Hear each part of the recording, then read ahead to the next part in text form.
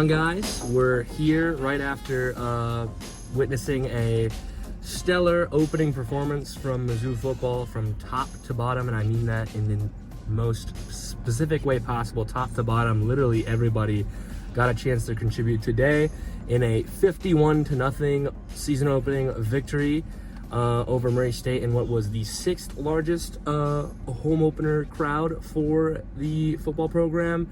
And it was an absolute barn burner to begin with. And Quinten, I want to talk to you, ask you about the hot start that you got to witness. How was that? Yeah, they have literally never started as fast as they did. They scored 21 points in about 319 seconds. Mizzou football had never scored 21 points that fast in over 120 years of football.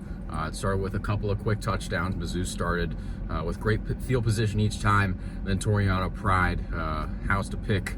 His first pick as Mizzou Tiger going pretty well.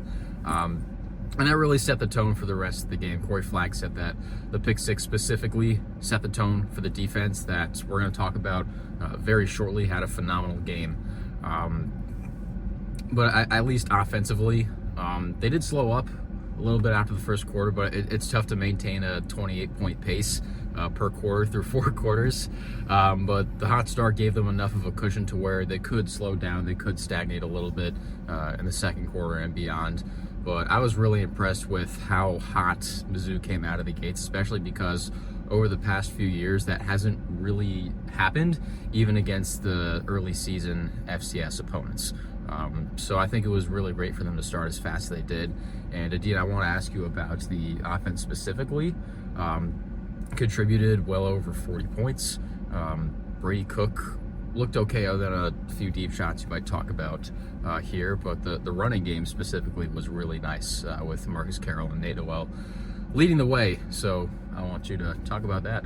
Yeah, firstly with the offense, I think one of the main things that they talked about, all the coaches talked about, but specifically Coach Drink and Kirby Moore, were talking about how excited they were to really up the tempo this year and run a high-tempo offense that can run efficiently while being high-tempo, which obviously can be attributed to the helmet communication being added to college football this year, giving teams like Mizzou a lot more open opportunities when it comes to running high-tempo, because that area of miscommunication is a little bit minimized. Not completely gone, which we'll talk about later. And you really saw that out of the gate. They were running the first couple drives where they were in full motor, and we really got to see what we're going to expect from this team this year in high-intensity games. They were really quick to get on the line, especially in third and short situations, to kind of catch the defense napping, not allow them to get those personnel changes that they're looking for those sets. One thing I wanted to touch on, especially, which I will be elaborating more on in the sidebar piece, is talking about how well the duo of Marcus Carroll and Nate Noel complemented each other today. Obviously, you got Nate Noel. Our own Nathan Hurst talked about how he's more of a Tyler Beatty kind of archetype, very fast, shifty. And Marcus Carroll built a lot like Cody Schrader. He's, smaller in height, but fast as far as, it comes to going through the gaps, and very hard to bring down. The two of them, I thought, were absolutely perfect, 100%, as far as what they brought to the offense in the first half.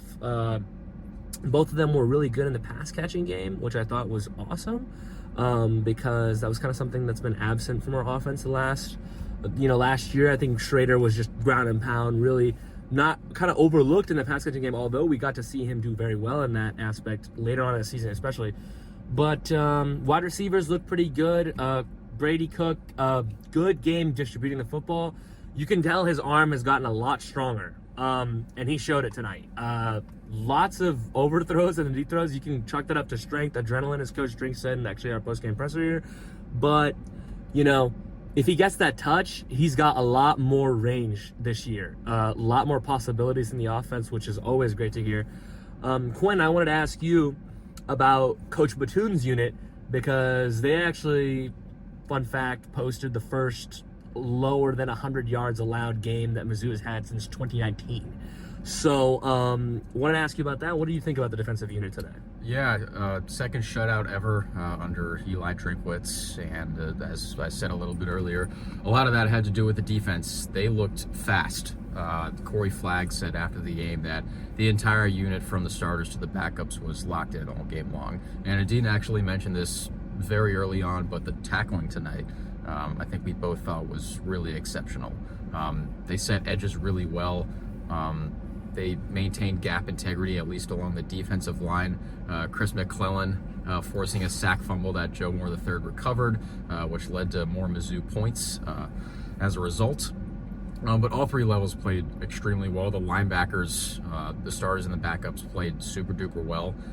It's interesting, Chuck Hicks said a little while ago, after he was named one of the 5 captains for Mizzou football, he said that the C on his chest doesn't mean a whole lot, and that there are a million leaders on the team. And emotionally, yes, but I think you could also apply that to the actual on-field performance. The linebackers, whether it was Chuck Hicks, who honestly did not do a whole lot. Flag attributed that, and I agree with him in this. He attributed that to Hicks not being involved just in a ton of the plays that Murray State ran. He just wasn't really around the ball. The ball didn't really find him that much. But whether it was Flag, whether it was Tristan Newson, whether it was a guy like Brayshawn Littlejohn, who had a couple of really nice plays, especially in the backfield, they stepped up in a big-time way. And we've already mentioned the defensive backs a little bit with the pick 6 by Toriano Pride Jr., but Murray State, as evidenced by them registering under 100 yards of total offense on the night,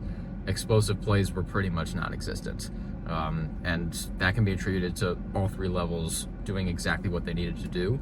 And you can see the benefits of Corey Batoon playing a similar style to Blake Baker. They want to attack. They want to get downhill. They want to get after the quarterback. And again, they just looked so fast tonight, and they looked dialed. And so hopefully for them, that can carry on to not only next week, but conference opponents as well, because the SEC, as you all know pretty well that are watching or listening to this, it's a fast league. It's a lot about speed on either side of the ball. And Mizzou looked fast tonight, albeit against an FCS opponent. Adeen, I do want to ask you about some improvement areas. It's hard to find many major flaws in a 51-0 victory, one that Mizzou led wire to wire. But I wanted to ask you what you think can be improved upon heading into next week against Buffalo. Yeah, I think offense really fed off the crowd in the first quarter, but there was a significant, downgrade in that intensity in the second quarter. I think that when you go into these kind of games, you're looking for like a pretty much perfect first half, hopefully. And they had a perfect first quarter, I'd have to say. I think barely got points on the board in the second quarter. Actually took all of 14 minutes and 59 seconds to have that occur. With 1 second left, Brady Cook on the option. But realistically speaking, that is one thing that can be improved. Obviously, Brady Cook's touch on the deep ball is huge. Going to be huge going forward, even in games like against Buffalo, especially against Boston College. And definitely later down the line in SEC play, those deep balls hitting are going to be make or break for this season, getting those explosive plays, because teams, whether you like it or not, in today's version of college football, teams that get the explosive plays, they get the explosive records, and they're going to get to be explosive in the playoff. More so with the defense, I'm going to be totally honest with you, there's really nothing that I can find here for the defense. I am not going to try and be nitpicky here. There is really... I think Coach Batoon is going to have a very tough job over the next couple of days figuring out what they can really improve on, because I think the defense showed him exactly what they can do in his system tonight. Special teams wise, I liked what I saw. Kickoffs and kicking for the field goals. Craig did fantastic. Luke Bauer looked pretty solid on the punts, just what you're expecting. Just no errors on the punts and all that, and good flip in the field, and that's really all you can ask for from your punter. And offensively, the offensive line I thought did pretty good in the first half. Both running backs averaging 5 yards a carry. Can't really say that's that's a first down. You average 5 yards a carry in a whole game and run the ball every play, you win the game. It's pretty simple. One thing I want to touch on the defense, I thought another pivotal play that actually Drink said was even more pivotal than the interception was a 4th and 1 stop on the first defensive drive. I thought that was fantastic. I thought that really did set the tone. And, that play by Toriano is just absolutely, most athletic thing. He was up there for a while. he almost orbited the planet with how high up he got there. The second it turns midnight, we're talking about players like they're celestial objects. And he, and he showed it in the spring game too. I mean, just at a pick in that game. So really, that's all I gotta say about this team after that performance. On to Buffalo. What do you want to see next week, Quinten? Next week, I want to see the defensive intensity carry over. We've talked about it already. Everyone from the starters to the backups was dialed in all night, and I think a big part of that was the fall camp that Mizzou had. I mean, Coach Drake has talked about many times how this was an unprecedented fall camp in terms of how many live reps they took, how many scrimmages they had, just how much it felt like playing in an actual game. And I think that definitely helped. It's so understandable when you want to keep everybody healthy heading into the season. You want to be 100%. But at the same time, I think going extra hard, I think really helped them tonight. And so I'd like to see that carry over, obviously on both sides of the ball. We didn't even talk about the offensive line tonight, which I thought was really fantastic. Again, the quality of competition is far from the highest it's going to be this season, but the intensity on both lines, I think, hopefully for Mizzou is replicable, because the SEC is all about winning in the trenches. And so that specifically, I hope carries over into next week against Buffalo, which should on paper be another victory.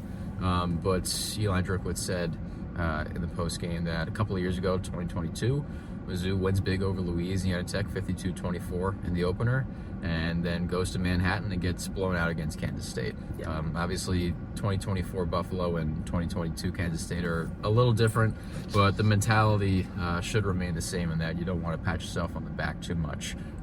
They want to keep improving it by the week, and they don't want to plateau at any point. So hopefully for the Tigers, they can keep that up. But for tonight, they can simply relish in victory, a big victory, an unprecedented victory for many reasons. Yeah, and that's really all we got for you guys today. And then it's just it's a start to hopefully something great. On to Buffalo, and I've been Adeen Rao. I'm Quinten saying good night from beautiful Columbia, Missouri. Thank you, everyone, for tuning in to Rock M Radio, a proud partner of Fans First Sports Network. Rock M Radio is the official podcast network of Rock M Plus, a new and exciting subscription service provided by me and the other voices of Rock M Radio. Please take a few moments to head over to rockm.plus and sign up for an account today. The cost is only $5 a month, and the benefits include access to our live podcast, a subscriber-only message board, weekly newsletters, and more. If you enjoyed this episode of Rock M Radio and would like to see more just like it beamed directly into your personal device, make sure to click the subscribe button below and tell your friends. Our podcast feed is available through the Apple Podcast app for iPhone, Google Podcast app for Android, whatever app you listen to your podcast. You can also find Rock M Radio on Spotify.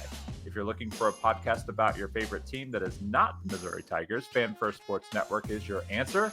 A full podcast network loaded with the team-specific podcasts covering Major League Baseball, the NFL, NHL, NBA, MLS, and more. And we'll be back with more episodes of Rock M Radio coming to you soon.